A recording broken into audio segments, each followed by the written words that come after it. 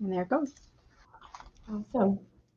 Hello, everyone. Thank you very much for coming to this session. I'm Brandelle Unkrich from the University of Iowa, and I'm also a member of the Higher Education Advisory Council and a moderator for this session. We're excited to welcome you here where we will be learning about using Flow for digital transformation from Farrah Friedrich at the University of St. Thomas. While I was doing your presentation, I'll be monitoring the chat and the Q&A, which can be found to the right of the presentation screen. And now, Farrah, I'll turn it over to you. Great. Thank you, Brandelle.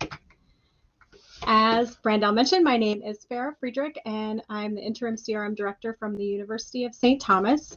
Our primary campuses are in Minneapolis, St. Paul, but we do also have a campus in Rome. Oops, sorry, I thought I had muted those. Gosh, that is going to drive me crazy. I'm not sure how to turn those off. Let me just check. Sorry. Yeah. There's actually an interesting article about all the Slack commercials that are going on during like football games and how people have a paranoid moment. They're trying to enjoy a football game and they hear that little and it sends them into like high alert mode that they're supposed to be working or their boss is pinging them. So that sound has different meanings to all of us. So I'll look for that article, Carrie, and post it because it's a really funny read. People are really just enjoying watching some TV, some downtime, and they hear that noise all the time. Yeah, I just switched my screen, so hopefully the screen won't have pop-ups like the other one. And let me just go here. Okay, so sorry about that quick little diversion. I'll leave this out here. I'm going to save time since I was distracted by the notifications. But this is about our org. We've been in Salesforce for about 7 years, and the gist is we have a lot of stuff going on, and we are basically doing from the full student life cycle, from cradle to grave is what they like to say within Salesforce, or bits and pieces. So I'll just put this out here, and when you get the presentation deck later, you can contact me if you have questions about anything or want to talk through anything with this. Oops. About our campus, as I mentioned, we have 3 campuses, primary campus in St. Paul and Minneapolis, and then we do also have a 3rd campus in Rome. Yeah. We lost your slides. All right, let's try again. All sorts of problems here. There we go. Okay. Is that better? Yeah. Great. We have about 150 undergraduate majors and minors, 55 graduate degrees, and 8 colleges and schools. We have about 10,000 undergrad and grad students. And then some exciting things about our campus that I don't call out on the slide is we just recently made the transition to D1 athletics from a D3, which is the first time any school has been allowed to go from D3 to D1. So that happened as of this academic year. And then our other super exciting news is we are opening a nursing school with our first class starting next year. So that is another huge thing for our campus. I do want to quickly just introduce my 3 work from home coworkers because they do like to interrupt, or as of right now, they're snoring at my feet. So this is Daisy, Raven, and Charlie. And so I apologize in advance if they do interrupt this presentation. So what are we going to talk about today? I'm going to go through just a quick, brief overview of Flow for those who maybe aren't as familiar with its functionality, talk through some of the use cases we have at St. Thomas, and then provide some helpful links and resources, and then hopefully have some information or have some time left at the end for questions. But I will have my contact information here, and so anyone can please reach out to me if you have any questions about anything. So why is Flow so exciting to admins? And in short, it pretty much gives admins superpowers that we didn't have before. For those of you who aren't as familiar with the history, before spring of 19 release, there was Flow. It was Cloud Flow Designer, but it wasn't super useful. It was a little bit confusing and not as easy to use. And so before that, we really only had workflow rules, which most of you, I'm sure, are familiar. It can do some simple stuff. It's a great tool to use. We use it for a lot of things, but you're really limited, right? You can only do like the one record update. You can't do a lot of, like, you can't update with lookups. There's just some limitations. Then we had Process Builder, which was a step in the right direction, but still didn't really get us everywhere we needed to go. But then aside from that, we were pretty much limited to doing anything else using Apex, which then you need to be a developer, and that gets a little bit more complicated. So Flow really helped kind of blow out that functionality that we needed to do that we could really only do with a developer or do with code. And I don't know, it just gives us a lot more functionality available. So this slide, I go through all the different comparisons. Again, with workflow rules, it's simple. You can do one object, one record. You can pretty much only update the triggering record. And the one that got me a lot of times was the no guaranteed order of execution. So sometimes your workflow rules would just run in whatever order they wanted. So then sometimes you'd have to do multiples that were triggered off of other things, and it get kind of messy. Process Builder, again, was a lot better. You could create records, you could update related objects, you could assign tasks, you could launch workflows in Apex, but it was still pretty linear, and there were some limitations too. So with Flow, we get more complex branching logic. You can update multiple objects, multiple records, you can have dynamic text and picklist values, you can have really cool screens that users can enter information into. It's got debugging, which is extremely helpful. And it's improved performance over workflow rules and Process Builder. So overall, it's just got a better architecture than what we had before. I'm not going to go through this. This is more for later for reference, but it just kind of talks through some basics about the different types of flows and then how they are launched or how they run. So again, to kind of level set, this is what Flow Builder looks like. And I just wanted to talk through some of the basic pieces so that we were all using the same vocabulary. So the first thing I would talk about would be the elements, and those are what I have highlighted in the box on the left of the screen. That's your pieces in your flow. So you can move those icons into the Flow Builder, and then you can go into those and set your criteria and add additional information. They can do different things, right? It's the different actions that the flow will do. So it's queries, assignments, decisions, loops, those sorts of things. And then I did include a link for later where it talks through in more detail each of those items. Then you have your connectors, which is your path between your flow, right? I love this because as someone who has a business analyst background, I love process maps. And this to me is just a beautiful Salesforce process map where I can make my visual and it just flows right through in the order that I wanted to do things. So this is the second set of tools that you have in Flow Builder, which is the manager. And this is where all the really awesome stuff is, right? Like the other stuff was cool, but this is where you can have your variables, and the variables can really be pretty much anything. You can refer to fields back in a previous screen. You can look up records. You can do all sorts of really great things. And I will talk about this later, but my one tip, because it's coming to mind right now, is just naming conventions. I will preach about naming conventions. As your flows get more complicated, make sure you're giving your API names to your items in your flow a name that makes sense. And even if you're copying elements, make sure you give them a name that's very different, because you will refer back to them later and you're going to confuse yourself if you don't give them a good name. The other thing I want to point out in here is the auto layout, which is at the top of the screen. And that's something that's new.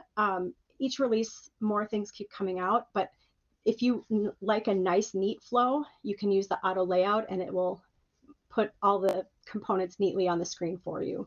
Otherwise, you can see mine obviously was not done using that. So you have some squiggles in the arrows, but that's okay. That's okay too. So some use cases. We, since discovering Flow, have used Flow for a ton of different things. We're in the middle of migrating from our original Salesforce org to a newer EDA org. And our plan with a lot of that is to move a lot of our workflow rules into Flow. As we've heard, workflow rules are not going to be updated anymore. So it's something we need to do anyway, but it's a great opportunity for us to simplify. We have hundreds of workflow rules, and you can replace all of those workflow rules, not all hundreds, but you can think of like the ones on different objects or for processes that work together and move those into a single flow. And it's just a lot easier and cleaner. Again, for reference, I'm going to talk about 3 different levels of flows that we've built. We have some that are pretty simple that probably could also be done in a workflow rule, but we're moving everything to flows. So those are single record updates where it's just maybe creating a record or updating a record and then maybe sending an email. Pretty simple stuff. Then we have our moderate records, which are a little bit more complicated, but still not super complicated, where they're records or updating related records, maybe triggering something else. And then we have some that are more complicated. Those have really advanced logic. They're doing lookups and triggers, maybe multiple processes or loops and different things. So again, those are a little bit more complicated. So for our simple use case, I just listed 3 here. I'm not going to talk in depth about all 3, but the first one is just pretty much creating a record. It's triggered off of an update by something else. Again, the second one is just sending an email based off of a created record. The admissions internal RFI is one that I'm going to talk about in a little bit more detail.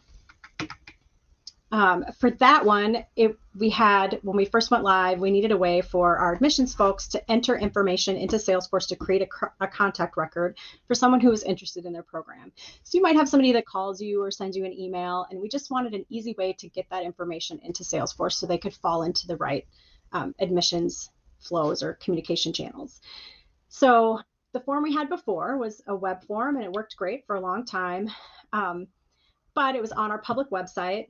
We had it hidden, but sometimes people did find it, so we would get some spam contacts coming in until we had reCAPTCHA on it. We were redoing our branding, and that web page needed to get rebuilt, and it was just something that was sitting out always in the queue waiting to get done, because like everyone else, we didn't have enough developers, we didn't have enough resources to work on it, so it just sort of sat out there waiting. So we ended up moving this into a screen flow, which worked really great because the people that were entering this information already were in Salesforce.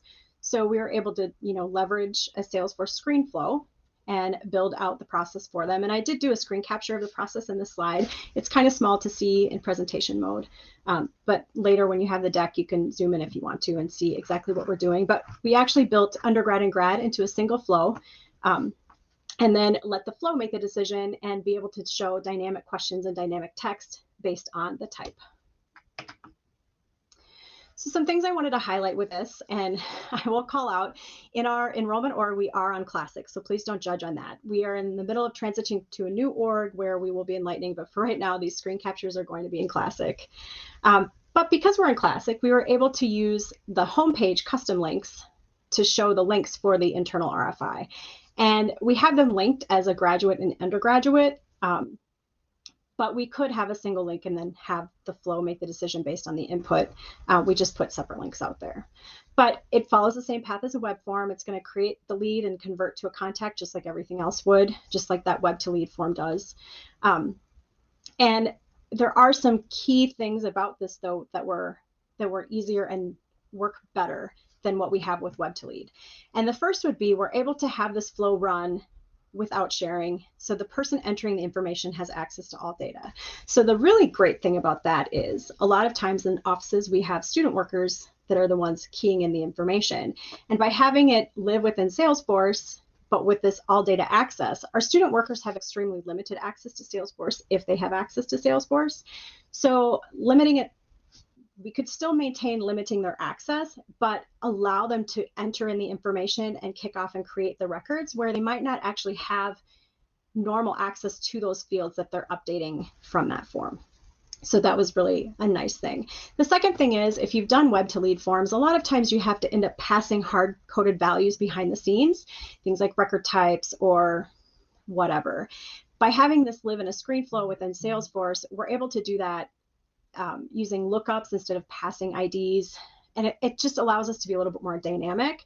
And I'll talk about this in another slide, but the nice thing with screen flows living in Salesforce is you can refer to a pick list field on the object you're writing to, and it will, so instead of hard coding those pick list values, you can have it just always use what the values are on that object, so that when you update the object later and maybe you change those pick list values, you don't have to remember to go out and update all your web forms. The flow will just natively pick those changes up. So that is a huge win for using a screen flow. There's a lot going on this screen, but I really just wanted to highlight some of the cool things that we were able to do with this by using a flow. So first of all, you can have field validation. And I don't know if you've ever coded a web form before, but or even a Visualforce page, adding in that field validation is a lot of work. And by using a screen flow, you're able to do it pretty easily within the flow by basically like checking a box to say it's required or setting your values. So that is a really cool piece with Flow where it makes it a lot easier than if you were coding this. I mentioned the pick list consistency. It's the same for lookup fields. When you're creating your screen flow, you can have those fields look to the object and use the same values or same lookups that are on that object, which is really nice. You can also do multi-select pick lists, and you can have custom text and custom confirmation screens. In this flow, we didn't do a custom. You can see it branches out or separates out for grad versus undergrad, but then when it has a shared process, it comes back together, and I'm able to reuse those same components for both paths.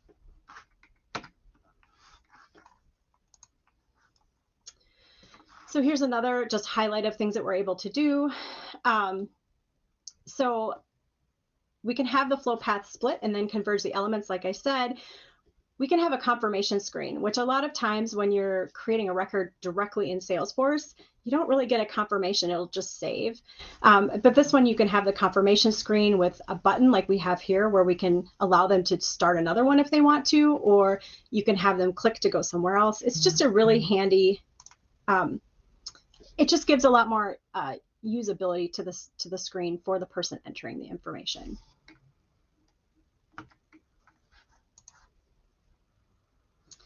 So I wanted to highlight how easy decisions are. And again, this is another one where if you've ever done complicated logic, either through Apex or even through formulas in a workflow or on a field, you can get these big nested ifs that can get really messy. And just how easy it is to do that with the screen flow decision component. So in this case, we're having it make the decision between graduate and undergraduate and decide which path to go down and which other screens and things to run. So it's really as simple as just filling in the screen. So the one path is our graduate path, and we say, if it equals graduate, go down this path. And then the other one is just everything else. You can have multiple branches, so you could have another one if you wanted to add another path. But it's just super easy to do this. And again, it's something you can't really do as easily with an if-else statement or even a case statement. The screen gets a little bit more complicated. This is talking about gets and sets. And again, this is an Apex function where you need to set values based on something someone entered and then use that to look up other information. So in this case, we asked the question about what school a student went to on the previous screen. And then when they answered that and responded it, we were able to do the lookup of the record and pull back just the ID. So the student keyed in the text name of their school, but then we were able to use that to actually get more information about that record and get to the ID, which is what we really needed because we're landing it in an ID lookup field or in a lookup field. But then we were able to take that ID and land it in a variable in the flow and then use that to look up more information about the school. So that was a really cool way to take a response that was a text value on the screen and then take information behind that response and use that to pull back more information that then we'll use later and then also use to update when we create the lead record. So some of our more moderate use cases, and again, I'm not going to talk through all of them, but we are using this for quite a few different functions. And I wanted to show examples from our different groups that are in Salesforce from different parts of the life cycle. So we have some in here from admissions, we have some from our current student support, another use case from alumni, and then contact tracing, which really impacts everyone. So in this flow, you can see the flow gets a little bit more complicated in the image I have here, where it's got a couple different places where it's branching. But the focus use case that I wanted to talk through is one that just came up this last summer, and we had to really do a quick turnaround solution, and Flow, we were able to put this together really quickly. So as I mentioned earlier, we moved to D1, and with the move to D1, it changed our requirements for tutor tracking, meaning tutoring on our campus is everywhere and it's not centralized. And for D1, if you're not aware, you have to track any interactions a student athlete has with a tutor. And there's a whole set of questions and information we have to capture. And we weren't doing that because everything was decentralized. So we put a process in place to capture when a student checks in for tutoring, but then we needed a solution for having the tutors go in and update information after the session. So that's where Salesforce came in. So for this, we're using a screen flow, and we ended up embedding it into a Salesforce experience page. And then, so the other caveat I wanted to add is we needed something that was instant, where the information was coming in immediately and able to be updated either right away after the session happened, or it could be weekly or at the end of the shift. It really changed depending on the departments that were handling the tutoring. So the first step was to create the experience page, and we did. And then it's really as simple as just embedding the flow component on the page. So it was a really easy thing to build out. We didn't have to do any coding.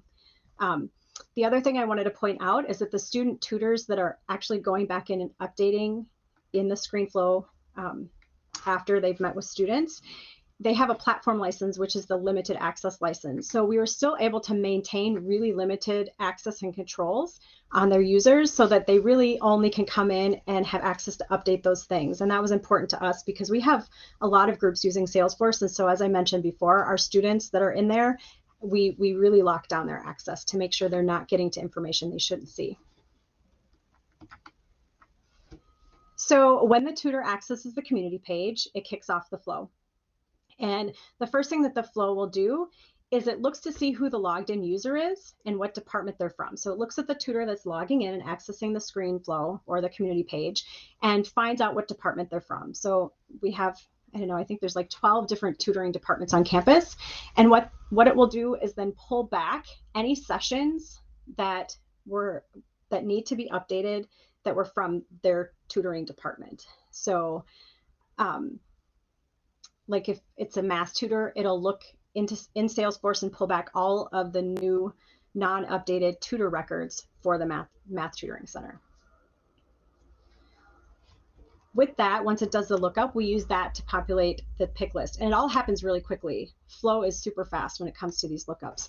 So we're actually using a formula field to populate it so that we can pull in a lot of different information. And you can kind of see in the screen flow or in the screen capture, it's giving the student's name and the date so that they can better pick which session they need to update. So then they can pick the item from the dropdown, and then it will proceed through and ask them the follow-up questions.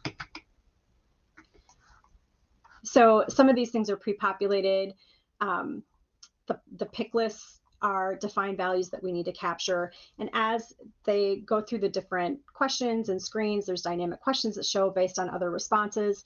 And then the flow will continue to loop through until all of the responses are taken care of. So there's no more records in that list, or until the student exits out.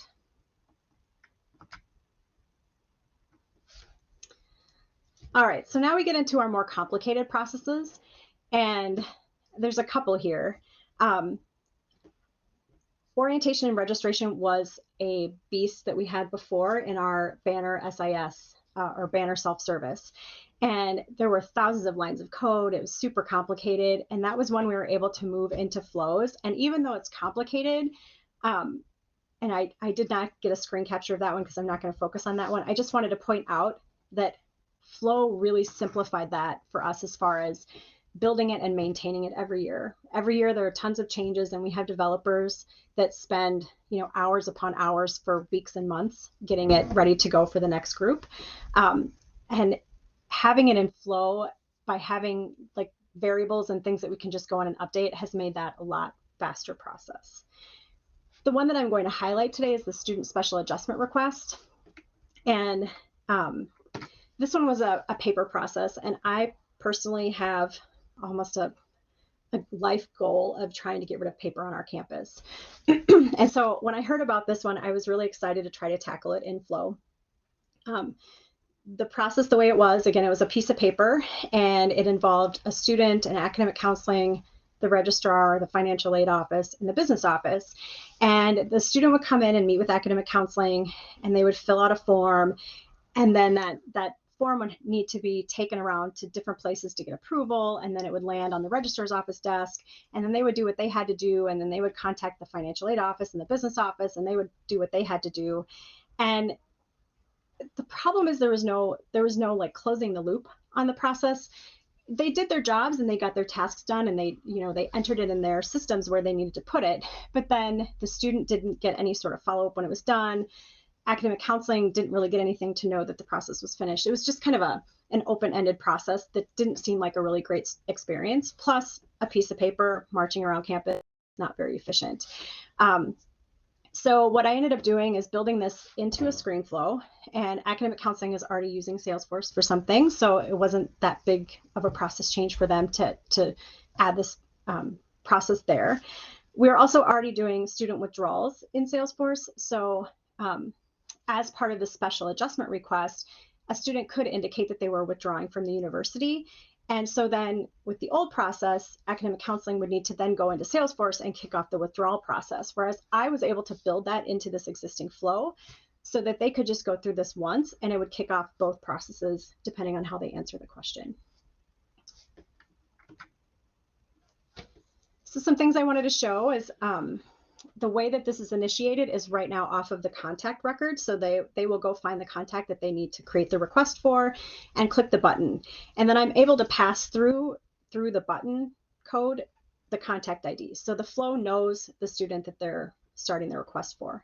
The other thing that I built into this is only certain people have access to do this. And because the button was on the contact page and that page was used by a lot of different people, I didn't have a way to control, because we're in Classic, the visibility of the button, but I was able to control access to it by looking up the user record who's clicking the button and then having access. I just use a checkbox on the user record to show that they have access to do this. But you could do it in different ways. But the cool thing about this is the flow is able to do those lookups and make those decisions before anything displays to the user. So first check is if they have access or not. And if they don't have access, I pop up a screen that says, hey, you don't have access. Here's who you need to contact to find out about getting access if you think you should have access. The second thing I'm able to look at is if the contact record is passed by the button or not. So they should be clicking on the link from the contact record, but sometimes people bookmark things or find ways around that process. So I wanted to do a quick check rather than having it blow up if it didn't have the information that it needed to proceed. So if they didn't enter a contact record, then I show them or enter from a contact record. I show a different screen where they can actually key in the student's information or do a lookup. But since they should, and typically we'll be clicking this from the contact, it'll just go right into the get records and start looking up information about that contact once they click the button. So here's another example, or an example of what that screen looks like. And a tip that I would give, and I'll mention this again later, is when you're doing these screen flows and you're passing information through, I would always advise putting information that you're passing through on the screen just as like a validation. So in this case, I'm showing the student's name and banner ID, which is their student ID, as a second check to make sure that the person clicking the button is on the correct record and it's tied to the correct record. So if it's not, they can close out and start over. But in this case, I'm showing them who it is so they can proceed through the process if they want. I'm able to do a course lookup. So this was kind of a cool process. By passing through the banner ID, or I'm sorry, the contact ID, I was able to use that in the flow to look up the current course registrations or the registrations for the term. So then on the next screen, I can display those.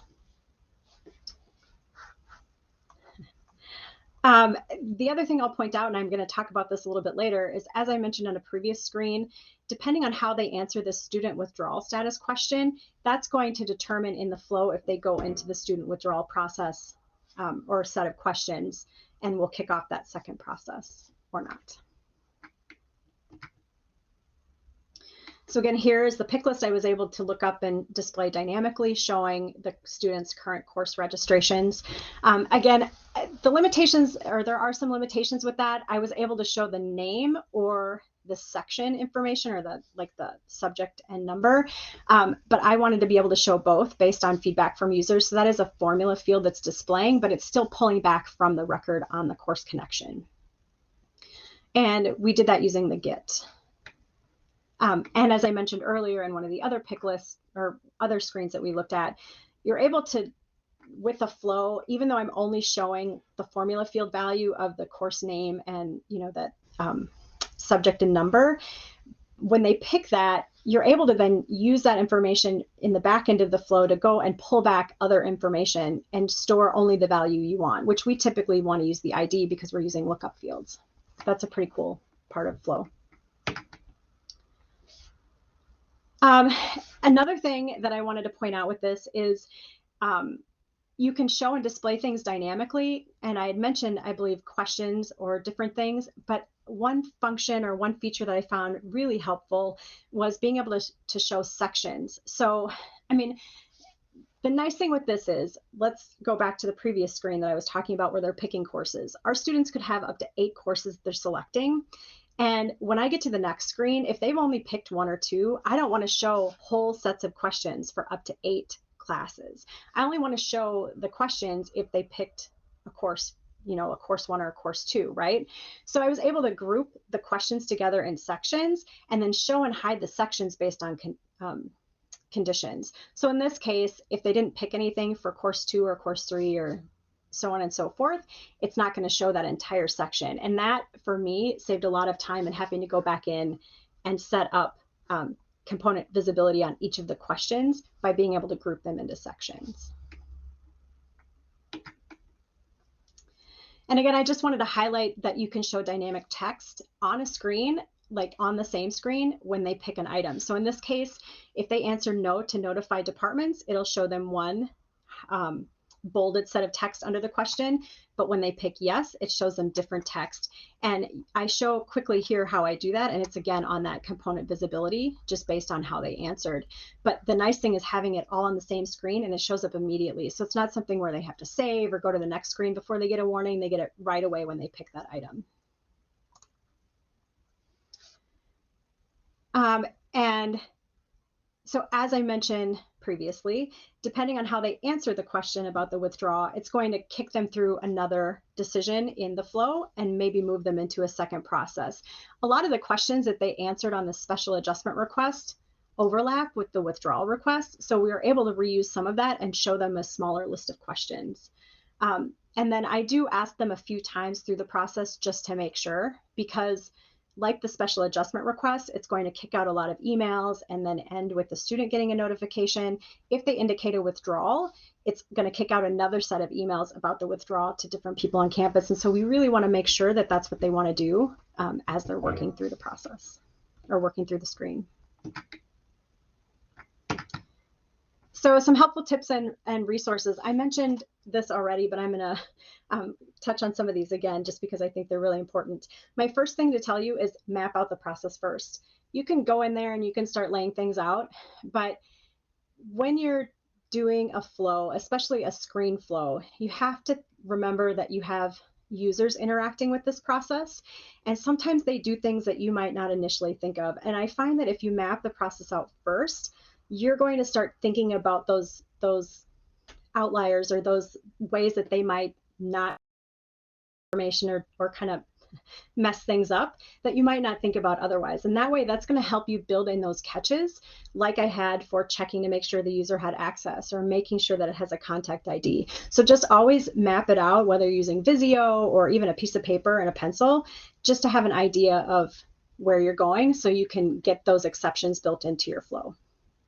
And to add on to that, don't forget to do null, empty checks, and fault paths. So make sure if there's a place that somebody could leave something blank accidentally, that you have a way to catch that and either throw an error that they can understand or show them a different screen or something, just to help make it a better user experience.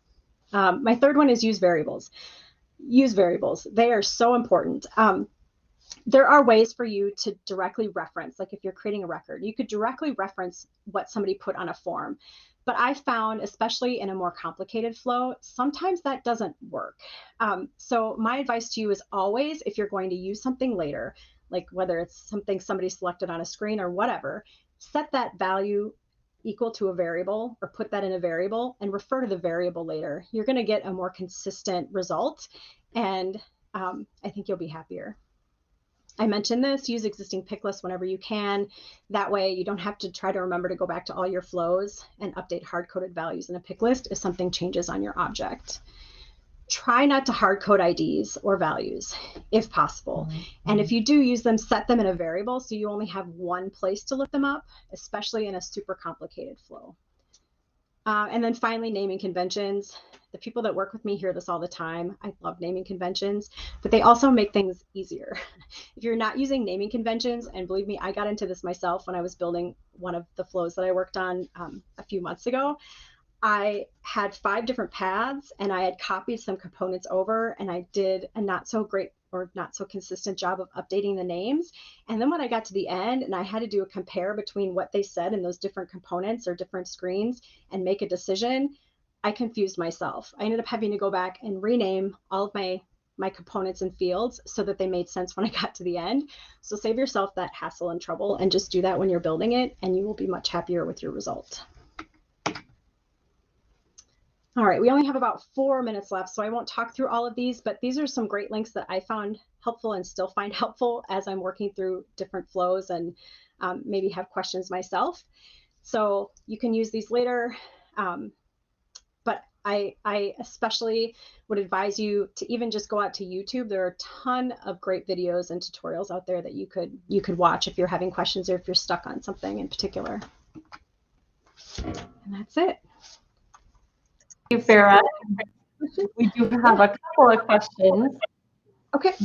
One might be fairly quick, and then the other might take a little more, so we have to go quick on this first one. But how long did it take you to learn? So I am stubborn and I'm determined, and I had a process that I had heard about Flow and I wanted to learn it, and I saw a couple of presentations on it, and I'm like, I just need to sit down and do it. So I actually ended up blocking my calendar on a Friday, and I spent the whole day just sitting down, playing with it and building out a process. And there were times when I had to pause and I had to go Google or go look at a YouTube video, but really just it wasn't long.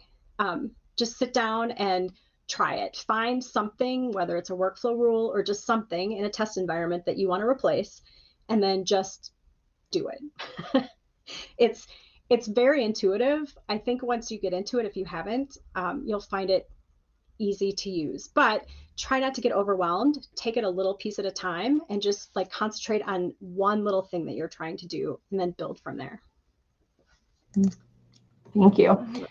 Another question is, what tips do you have for reviewing and testing flow changes? So if you're looking at an update from someone else before they get moved to production, what do you recommend there? So always build in a sandbox. And I mean, we don't do a lot of oversight on each other's flows. I think the really great piece of Flow is that it has this debugging built in. So you can really run through them on your own and test it. So what we've done, at least with the ones that I've used, sandbox environment, that it's got older data in it, but it is a full copy sandbox. And we do our user acceptance testing there. So whenever we build a flow, we'll test it internally and go through debugging and make sure everything works. And then we make sure we have our users test it there in that environment before we would move it to production. And even the same with a change. If you're making a change to something, always do that in a sandbox and promote it to production from there. So hopefully that answers the question. Thank you. That's great. Yeah.